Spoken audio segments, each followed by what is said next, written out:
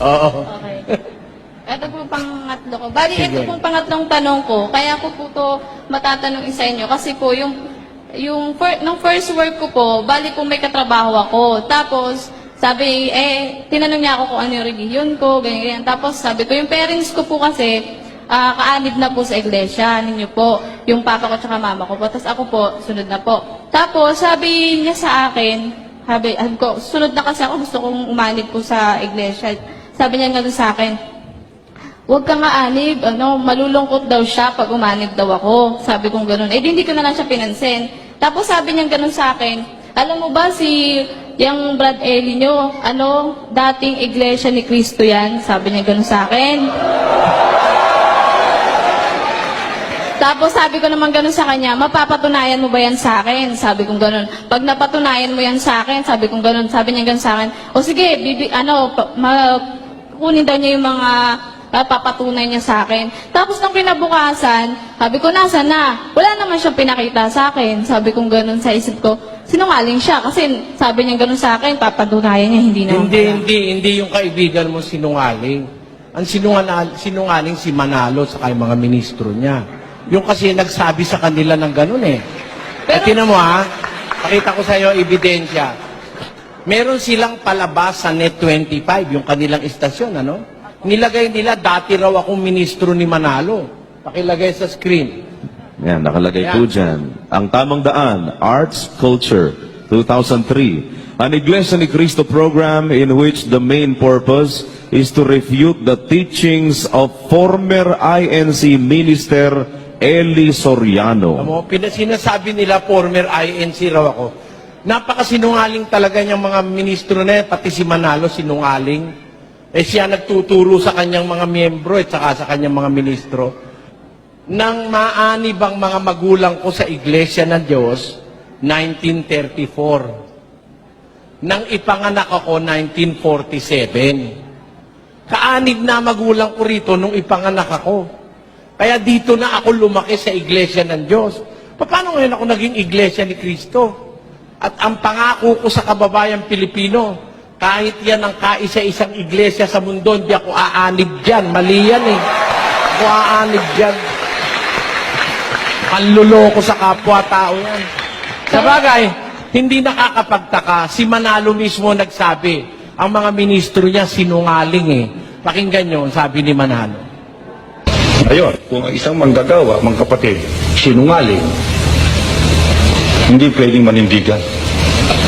Kung ang isang manggagawa, kakampi sa katiwalian, hindi pwedeng manindigan. Kung ang isang manggagawa, siya pang nagtuturo ng katiwalian, lalong masamang manggagawa ito. Wala ng sariling paninindigan, ay siya pang kasangkapan ng Diablo. Sa sinho yung ganyang manggagawa, maraming manggagawa natin, halos lahat, ganyan. Halos lahat daw ng manggagawa nila sinungaling. Si Manalo may sabi nun. Ang manggagawa raw nila, halos lahat sinungaling. Yan ba'y marahas na paratang? Tuloy nga natin. Hindi ho ba naman isang napakarahas na pagpaparatang yan? Hindi. Kaya ako nalalaman, sapagkat ang mga ulat na dumarating sa amin, hindi totoo. Bakit hindi naging totoo? Hindi sapagkat ang kapatid ang nagkamali, kundi ang mga manggagawa ang siyang bumabago ng ulat para ilihis ang paniniwala ng pangangasiwa. Binabago ulat ng mga manggagawa. Kaya yung mga ministro ni Manalo, karamihan dyan sinungaling eh. Maniniwala ba kayo dyan pagka narinig nyo sa telebisyon? Ang maririnig nyo dyan puro paninira laban sa akin eh. Masyadong kung ano-anong mahahayap na salita. Pakinggan nyo ang mga iba. Meron pong naalala ko pag dinadyan. May nagtanong po kasi tungkol sa logo nung samahan ni Mr. Soriano. Yung angkla. May pinaliwanag siya yung angkla. Si Christian, si Lipete ng pananampalataya. Parang logo ng Siman, Siman. Punta sila ba't Siman naman yan? Talaga Siman naman ito si Mr. Soriano eh. Si Manluloko, si Mandarambong, si Mangungutong. Talaga si Siman yan.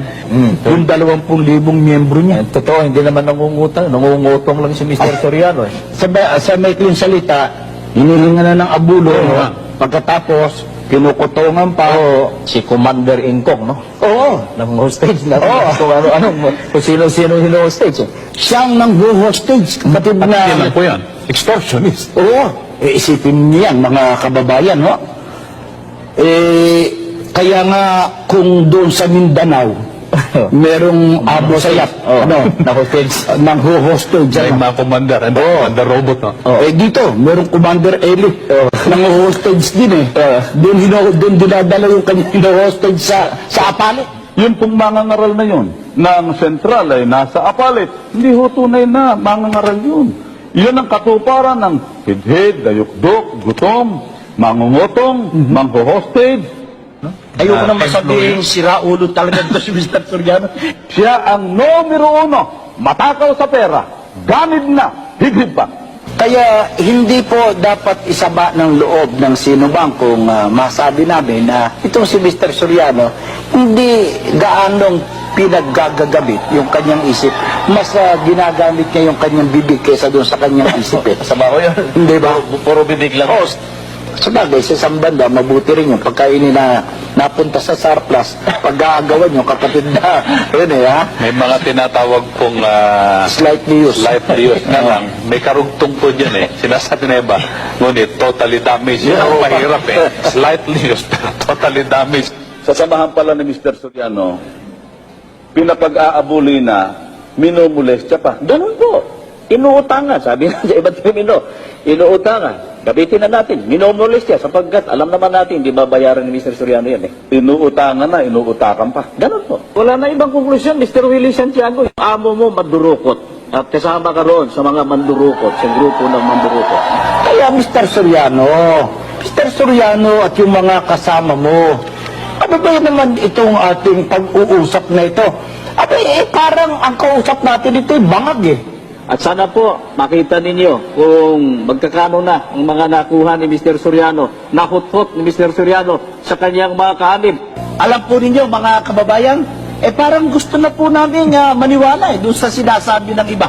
Kapatid na rin para daw nakabato o durog itong barkada ni Mr. Soriano. Nakakulimbat Oo, 2 taong nga nangungulimbat ng illegal, Mr. Soriano. At saka napapansin ko, kapatid na Paul, talagang tuso ito si Mr. Soriano Hindi ba pang huhut-hut yan? Talagang nanguhutot ito si Mr. Soriano. Nahihibang yata ito si Mr. Soriano. Sagutin mo.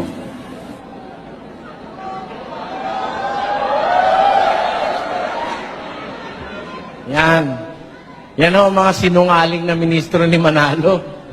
Kung ano-ano mga pinagdududuktong-duktong na mga paratang. Wala naman silang ebidensya. Yan po. Dati raw ako ministro. Hindi po totoo yun.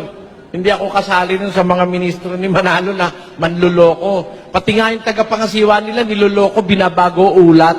Sabi ni Manalo, binabago ulat. Mga mandaraya yung ministro niya. Alam niyo kung bakit ganyan niya? Nagsasalita ng kung ano-ano. Mga upahan kasi yan Inuupahan ni Manalo. Pakinggan niyo si Manalo. Ano ang sulat sa akin isang kapatid? Baka gusto niyo ipabasa ko sa inyo. Hanggang ngayon, wala pa po akong nakikitang matino na manggagawa sa kasaysayan ng buhay ko. Lahat po, puro tiwali. Masakit na salita, nasaktan ako. Sapagkat ako'y manggagawa rin. Pero hindi ko masita yung kapatid sapagkat alam kong nagsasabi siya. Kung hindi ba buong buo na katotohanan nagsasalita siya ng totoo. Wala nang nagkaroon ng takot sa Diyos na kahit isa para tumayo at manindigan sa panig ng katwiran. Lahat manglulupig na ng katwiran. Bakit? Sweldo ang hinahanap. Yung tulong niya, yung bahay niya, yung kasaganaan niya. Ano raw hinahanap ng mga ministro niya? Sweldo, kasaganaan, tulong. Hindi ka taka-taka kung ano-ano sabihin laban sa akin. Inuupahan yan May sweldo yan. Trabaho lang ang ginagawa nila Trabaho na nila yon. Ganun po. Oo. Okay.